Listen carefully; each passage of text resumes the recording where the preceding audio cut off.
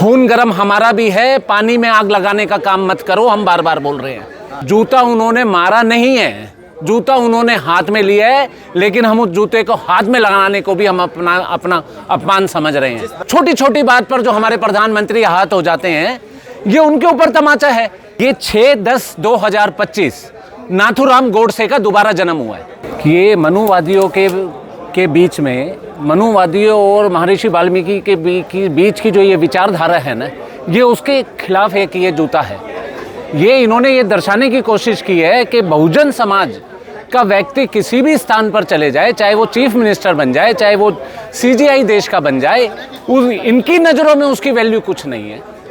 ये इन्होंने जो ये काम किया है, ये एक सोची समझी रणनीति के तहत ये काम हुआ है। कहा जा रहा है कि सनातन का अपमान किया है उन्होंने।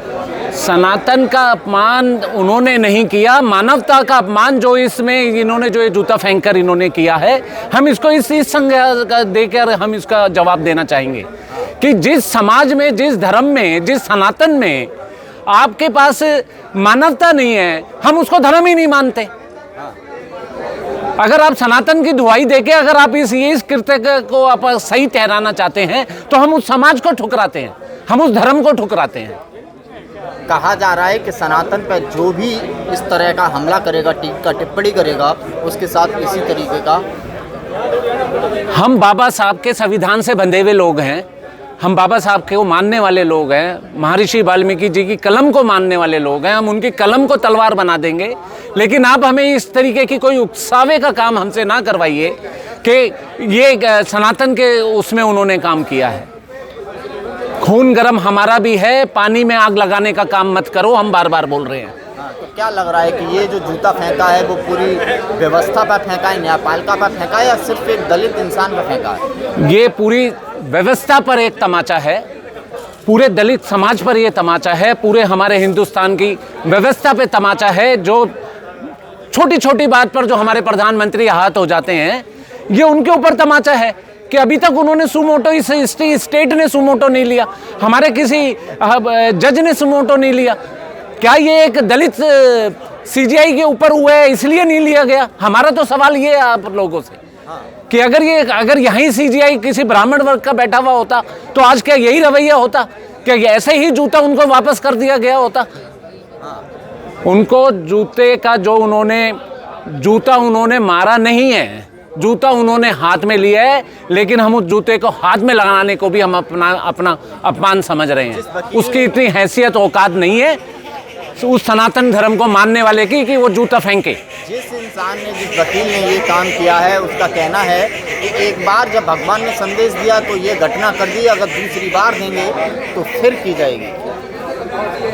जिस तरीके से वो रवैया कर रहे हैं कि भगवान उनके सपने में आए, ये बात मैं भी निजी तौर पे बोल सकता हूँ। महर्षि वाल्मीकि जी मेरे सपने में आए और उन्होंने बोल दिया है कि अब जाके इसके जूते की छुआरी कर दो, तो उसका जूते की छुआरी होनी चाहिए। असल में जो ये दोबारा उसका ये वक्तव्य आता नहीं। आज करेंगे। आप लोग क्यों परेशान हो रहे हैं? जब सीजीआई साहब वो उदारता दिखा रहे हैं, माफ कर दिए, तो आप लोग क्यों परेशान हो रहे हैं? ये मात्र एक सीजीआई साहब के वो उनका एक निजी वक्तव्य है कि मैंने उन्हें माफ़ किया क्योंकि वो इतने ऊंची संवैधानिक पद पर बैठे हुए हैं। ये एक उनका निजी वक्तव्य है, लेकिन हम इसे अपना अपमान मानते हैं। दलित समाज, ये जूता दलित समाज के ऊपर है। ये हमको डराने के लिए, पूरे संगठित तरीके से हमको डराने के लिए ये जूते का जो है इन्होंने ये व्यू रचना रची है। लेकिन एक बड़ा तबका सोशल मीडिया पे जश्न मना रहा है, इसे प्राउड फील कर रहा है। मैंने अपने अभी पीछे भी आपको बोला था कि ये 6/10/2025 नाथूराम गोडसे का दोबारा जन्म हुआ है। ये वही नाथूराम गोडसे हैं, ये वही मनुवादी हैं, ये वही आरएसएस है, ये वही विचारधारा है जो गांधी पे गोली चलाती है और आज जो सीजीआई पे जूता चलाती है। इन दोनों को हम एक घटना मानते हैं। एक एआई वीडियो वायरल हो रहा है, उसमें हांडी टांगी गई है गले में, उसके बाद जूते से मारा जा रहा है। हम तो बोल रहे हैं ये मनुवादी विचारधारा वाले लोग हैं, ये ये हमें समझते हैं। ये बाबा साहब, आप ये सोचिए कि उस बाबा साहब अम्बेडकर को कितना संघर्ष करना पड़ा होगा कि आज इतना मजबूत संविधान होते हुए भी आज हमें कहीं पर किसी पौधे पे, किसी पद पर ये हमें सहन नहीं कर पाते। तो उस टाइम तो कुछ था ही नहीं, किस तरीके से संघर्ष करके उन्होंने उस संविधान का निर्माण किया होगा। हम बाबा साहब को 100 बार सैल्यूट करते हैं, इसीलिए किसी भी भगवान और किसी उससे ऊपर हम बाबा साहब को मानते हैं। राकेश किशोर तो ठाठ से बाइट दे रहे हैं कि हमें कोई पछतावा नहीं है, कोई ग्लानि नहीं है, न माफी मांगेंगे। देखिए, राकेश किशोर के लिए तो मैंने बोला है ना कि अगर उनको यहाँ जो ये शासन का उनको पूरा संरक्षण है, मोदी जी का उनको पूरा संरक्षण है, दिल्ली पुलिस ने अभी तक कोई एक्शन क्यों नहीं लिया? एक छोटा सा अगर अभी आप कोई बीजेपी के खिलाफ करिए, कोई एक नारा लगा दीजिए तो 1 सेकंड के अंदर FIR होती है।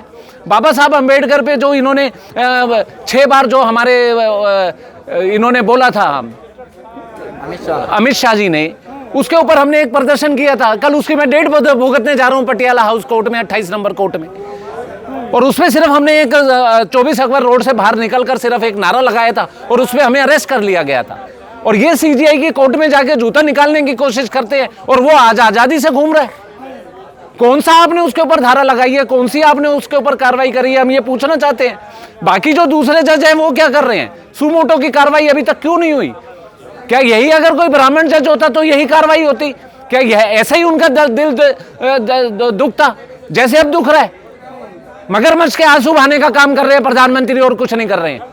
न्यायपालिका के सर्वोच्च पद पर बैठे हुए CGI को अगर इस तरीके की घटना सामने देखने के लिए मिलती है तो आम जनता, आम दलितों का क्या होता होगा? यही तो हम लोग बोल रहे हैं कि अगर CGI के साथ अगर आप इतना अपमानित करने का काम कर सकते हैं तो एक साधारण व्यक्ति की तो औकात क्या है?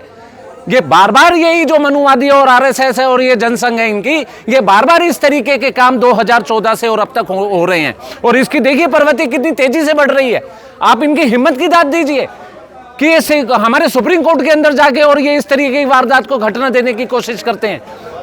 क्या इस देश में लड़ाई मनुवाद और अम्बेडकरवाद की हो गई? मनुवाद, अम्बेडकरवाद, महर्षि वाल्मीकि जी से तो मैंने शुरुआत करी है ही विचारधारा की लड़ाई। इनको हम जो असल में जो इस देश के मालिक हैं, जो मूल निवासी हैं, उनको ये नौकर बना के रखना चाहते हैं, जो अब आज की पीढ़ी इसको सहन नहीं करेगी। बाबा साहब के दिए हुए संविधान से हम बहुत आगे बढ़ चुके हैं, हम तुमसे कहीं गुना आगे बढ़ चुके हैं। अपनी विचारधारा को और अपनी मानसिक स्थिति को इनको बदलना पड़ेगा।